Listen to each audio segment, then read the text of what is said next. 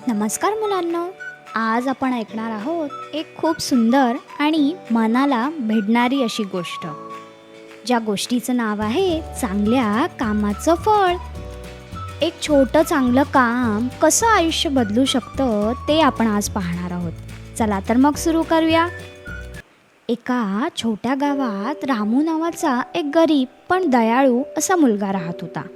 तो नेहमी इतरांना मदत करायचा. कधी वृद्धांना रस्ता ओलांडायला मदत करायचा, तर कधी भुकेल्या प्राण्यांना अन्न द्यायचा.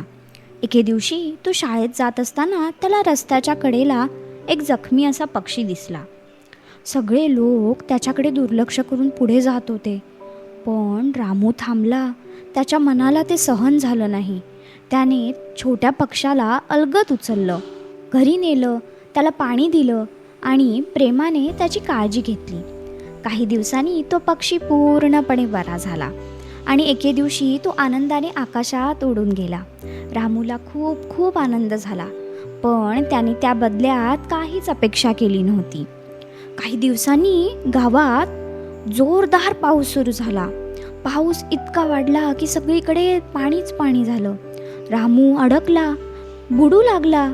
तो घाबरला होता. मदतीसाठी कोणीच दिसत नव्हतं. तेवढ्यात आकाशात काही पक्षी उडत आले. त्यात तोच पक्षी होता. त्या पक्ष्यांनी जोरात आवाज करून गावकऱ्यांचं लक्ष वेधलं. लोक तिकडे धावत आले आणि लवकरच त्यांनी रामूला सुरक्षित वाचवलं. रामूने जे चांगलं काम केलं होतं त्याचं फळ त्याला योग्य वेळी मिळालं. तर मुलांनो, या गोष्टीतून आपण काय बरं शिकलो? आपण केलेलं चांगलं काम कधीच वाया जात नाही. म्हणून नेहमी इतरांना मदत करायची आणि चांगलं काम करायचं. तर मुलांनो, कशी वाटली तुम्हाला ही गोष्ट आवडली असेल तर या व्हिडिओला नक्की लाईक करा. अशा सुंदर सुंदर आणि शिकवण देणाऱ्या गोष्टींसाठी स्टोरी टाईम विथ ऐशू या आमच्या चॅनलला नक्की सबस्क्राईब करा. आपल्या मित्रमैत्रिणींसोबत नक्की शेअर करा. धन्यवाद.